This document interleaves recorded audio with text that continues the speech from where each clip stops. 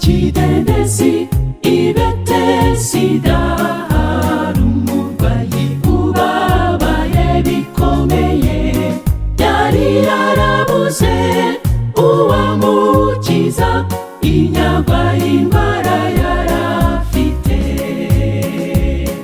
Uwabashaga kwijugunya muri cyo kidendezi yarakiraga. Uburwayi bw'umubiri we akaba mushya, akaba mushya. Ariko we kuko yararembye cyane, yabuze uko yijugunyamo. Ahaba imyaka myinshi cyane ategereje gukira indwara. Aguma ku kidendezi, agumaho, agumaho, ashikamye cyane ndetse yizeye, ategereje imyaka myinshi cyane bakira uburwayi bwe.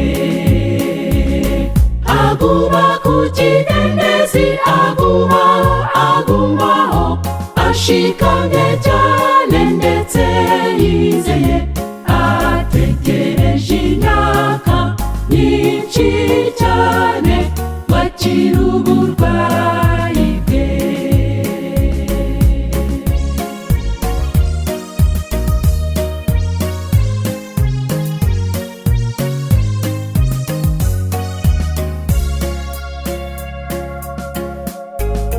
Umunsi umwe Yesu anyura ku kidendezi, abona uwo murwayi ubabaye. Yesu amubwira ijambo ryanyuze umutima, ati kubwo kwizera kwawe urakize. Abadukana imbaraga n'ibyishimo byinshi byamamaza iyo muri mudugudu. Atanga ubuhamya kuko Yesu akiza ndetse twamukijije.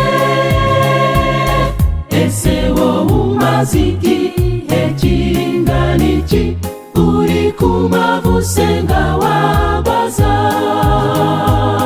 Kabone n'ubwo waba utarasubizwa, namba ku Mana wizeye wakira. Senga cyane widoka, senga wabaza wizeye, uzasubizwa bose nta kabuza. Uyu munsi cyangwa se ejo wowe wizera Imana, shikama Yesu ari hafi yawe. Senga cyane widoka, senga wabaza wizeye, uzasubizwa bose nta kabuza. Uyu munsi cyangwa se ejo wowe wizera Imana, shikama Yesu ari hafi yawe. Senga cyane widoka, senga wabaza wizeye, uzasubizwa bose nta kabuza. Uyu munsi cyangwa se ejo wowe wizera Imana, shikama Yesu ari hafi